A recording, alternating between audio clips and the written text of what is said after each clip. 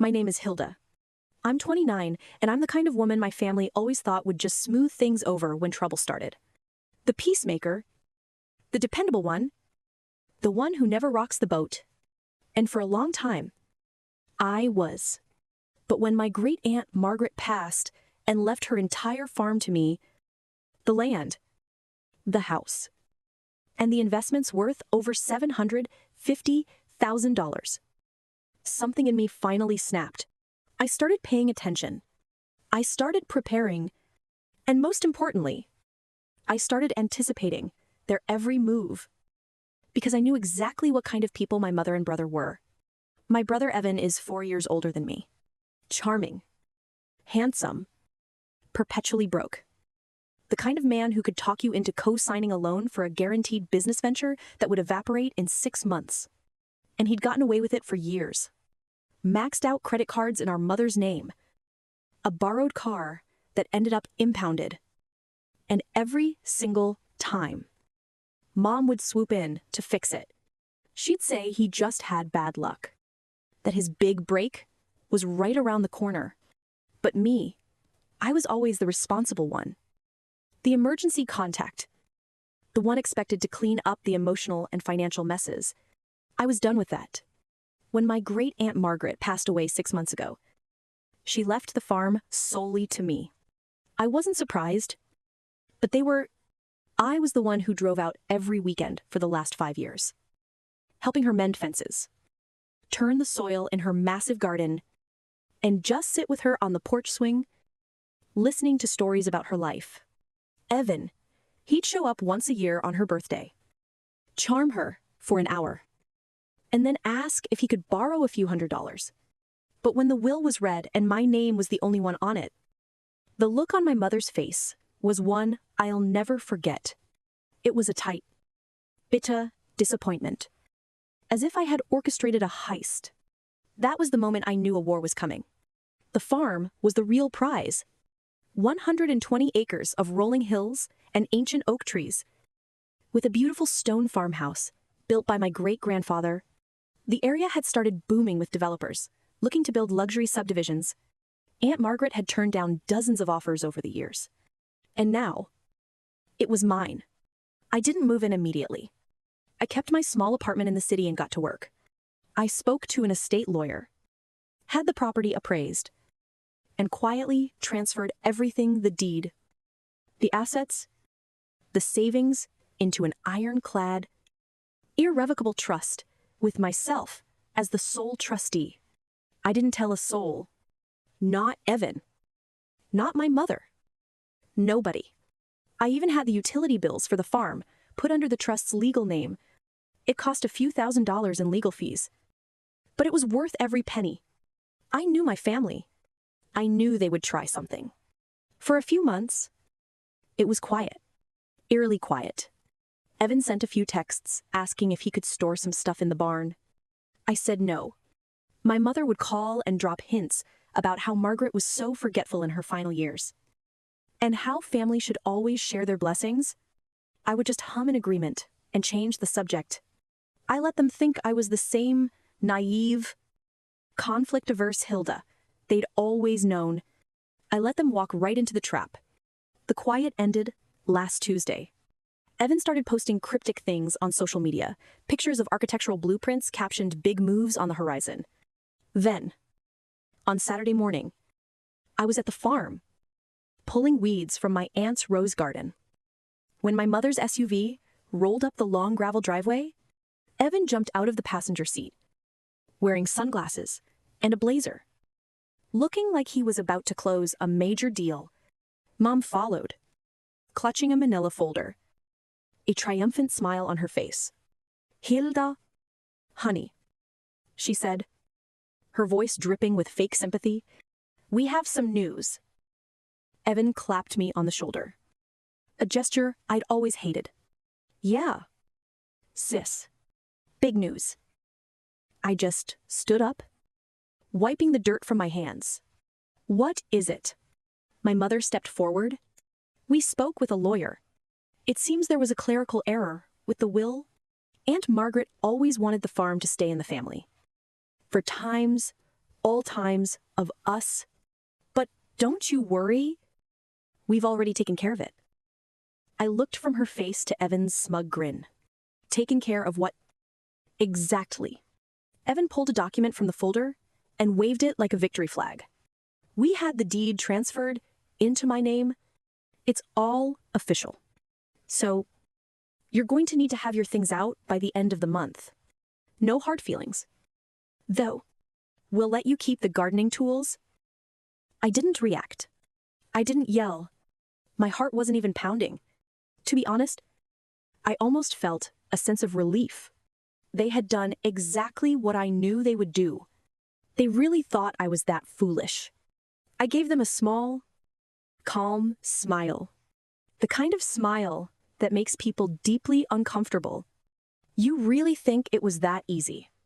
Evan lauhed. It's not about what I think. Hilda. It's already done. The paperwork is filed. You've been playing house. But it's time for the adults to take over. My mother softened her voice. Trying that old manipulative trick? We're not trying to hurt you. Dear, it's just business. Evan has a wonderful plan with the developer. This way. The entire family benefits. You have your little apartment anyway. I didn't argue. I just nodded slowly and said, I see. 3 days later, they came back. This time, they weren't alone. A large flatbed truck with a bulldozer was inching up my driveway. Followed by 2 men in suits, Evan was in the lead car.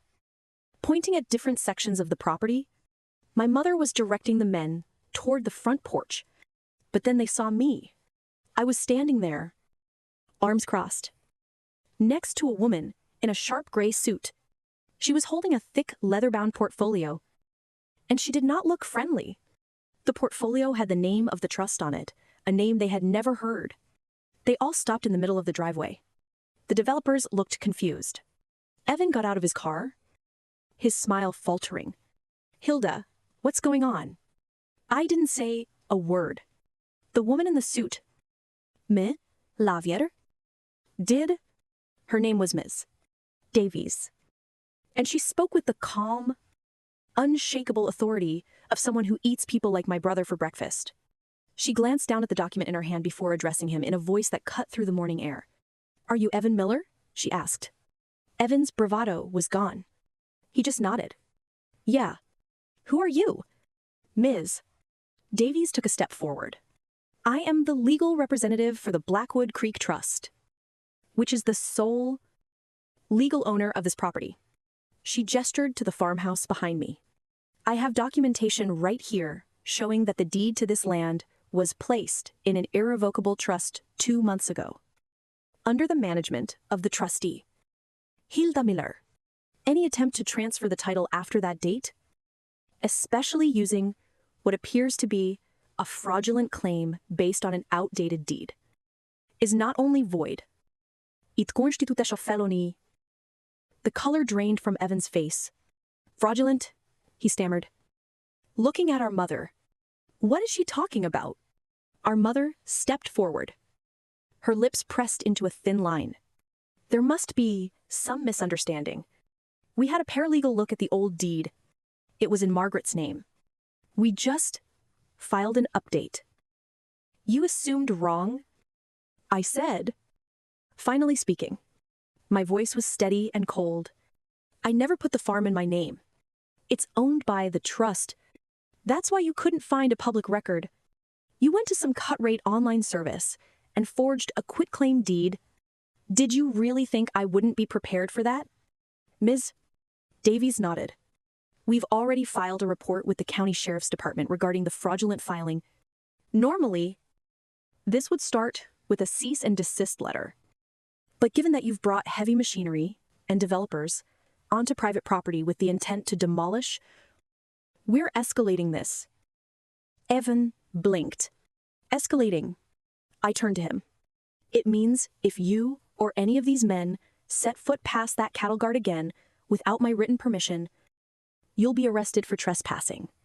And if you ever try to touch the trust or its assets again, you'll be facing multiple criminal charges. For a long moment, nobody moved. The developers were looking at each other, one of them already backing toward his car. Evan finally found his voice. A pathetic, whining version of his usual confident tone. You're really doing this to your own family. My voice was quiet. Dangerously quiet. Family, you showed up here with a forged deed and a bulldozer. You tried to steal my home? The one thing Aunt Margaret wanted me to have. Don't you dare talk to me about family. My mother's face hardened. She was confused. Hilda. She didn't know what she was doing. No, I said, my voice rising, with a strength I didn't know I had. You didn't know what times I was doing. You thought I was still the little girl you could guilt into anything. The one who would just cry and give in. But that girl is gone. I learned, I listened, and I prepared. Ms. Davies added, and for the record, we have alerted the local authorities. If either of you return with any claim to this property, there will be an active file waiting for you. Evan's eyes burned with hatred. But he was beaten. He turned to the developers and snapped. We're leaving. He didn't look at me again. My mother lingered, to her mouth open, as if she was about to unleash one last guilt trip. But no words came out. She just stared at me. A stranger. Before turning and following her son, I watched the taillights vanish down the road. It was finally quiet. The heavy, peaceful quiet that comes after a storm that's been brewing for 20 years. But that wasn't the end. Because 3 days later, I received a certified letter. It was from a new lawyer. One hired by my mother. In it, she claimed emotional distress. She argued that, as my mother, she had a moral and familial right to oversight of the estate. She demanded financial compensation for the mental anguish I had caused her by hoarding family assets. Attached was a list of her demands, $200,000 in cash, and a monthly stipend for her continued emotional support. I stared at the letter, my hands shaking, not with fear, with rage. She wasn't finished. And now? Neither was I. I must have read that letter a dozen times. Each time, a fresh wave of fury washing over me. It wasn't about the money. It was the audacity, the sheer, unmitigated gall, to try and steal my inheritance. And when that failed, to send me a bill for her hurt feelings. The phrase that burned itself into my brain was familial right. As if her only obligation was to take, and mine was to give. As if my entire life was meant to be a resource for her and Evan to drain. I didn't fire back a screaming phone call. I knew better.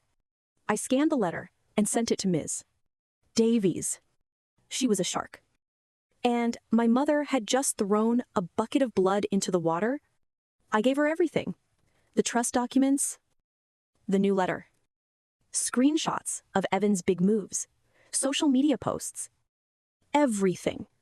Within 24 hours, Ms.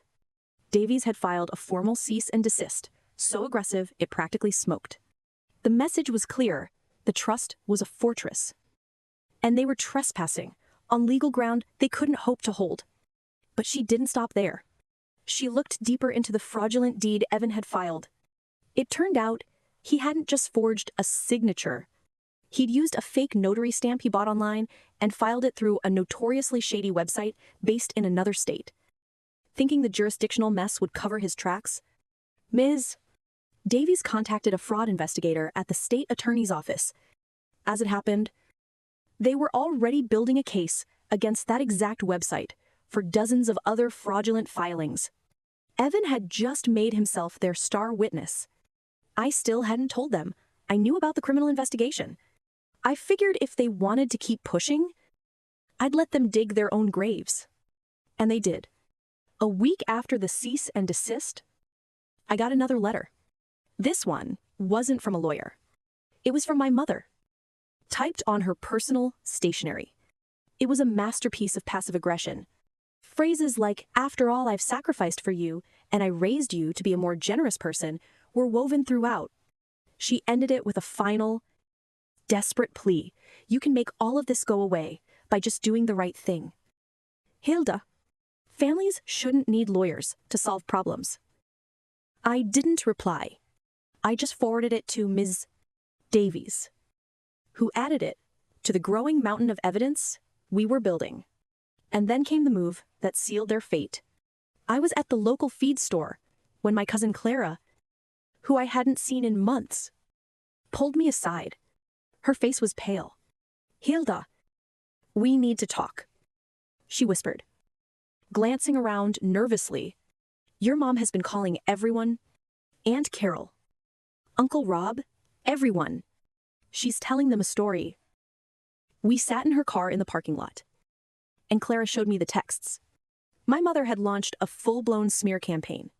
The story she was spinning was that I had taken advantage of a senile old woman, manipulating Aunt Margaret into changing her will on her deathbed.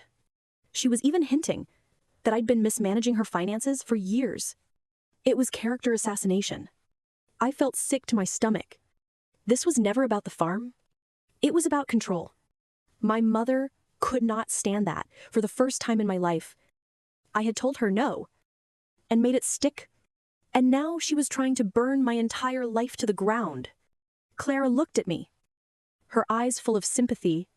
I don't believe her for a second. And neither does Rob.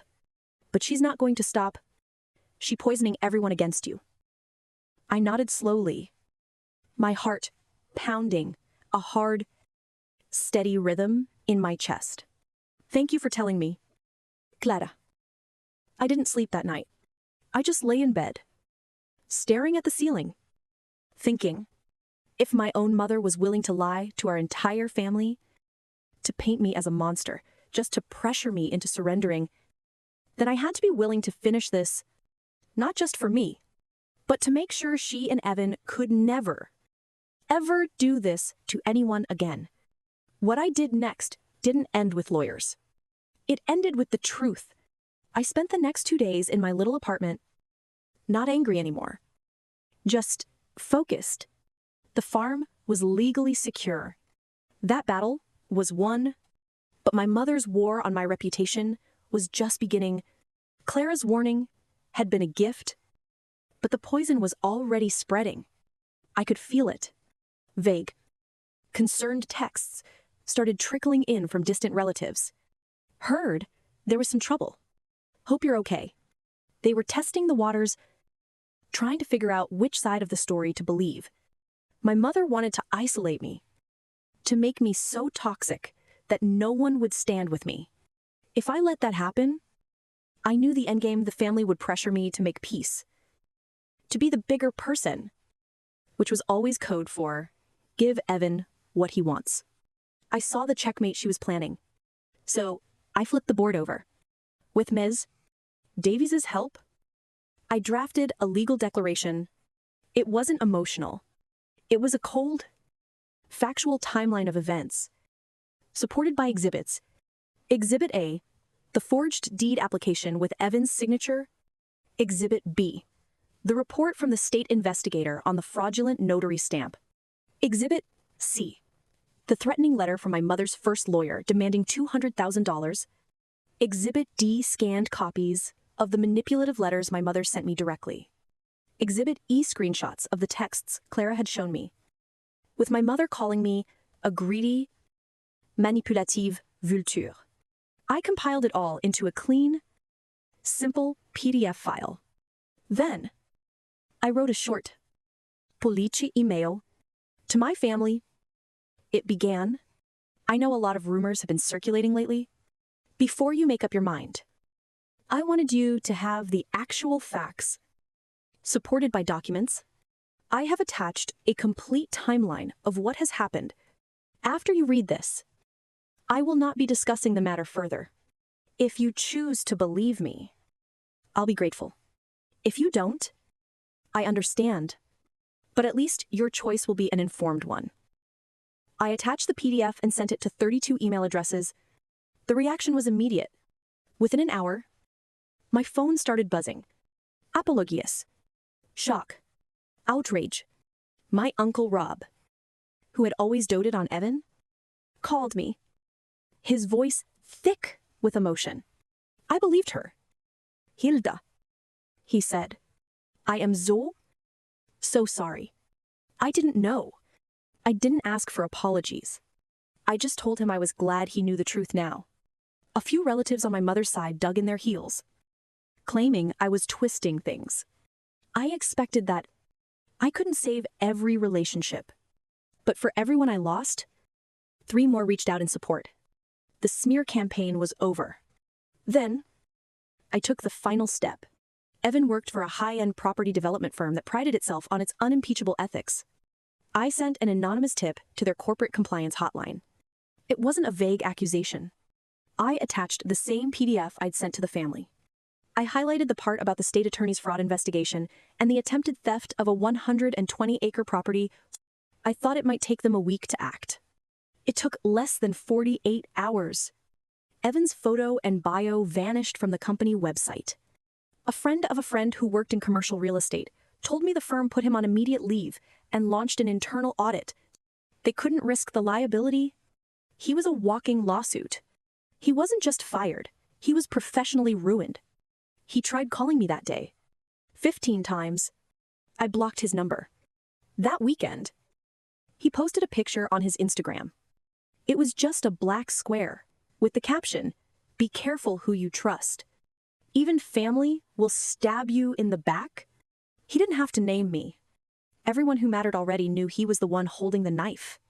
But it wasn't quite over. 2 days later, a formal notice arrived from the county prosecutor. A warrant had been issued for Evan's arrest. Attempted property fraud and filing falsified documents. This wasn't the ending I wanted, but it was the ending he had earned. He was arraigned on a Tuesday morning. No cameras. No drama. Just a judge, a public defender, and a future that now included a criminal record. He wouldn't see jail time for a first offense, probation, a hefty fine, community service. But his career in development was over. As for my mother, after the evidence went out to the family, she went completely silent. No more calls. No more letters. No more demands. About a month later, I received a final letter from her lawyer.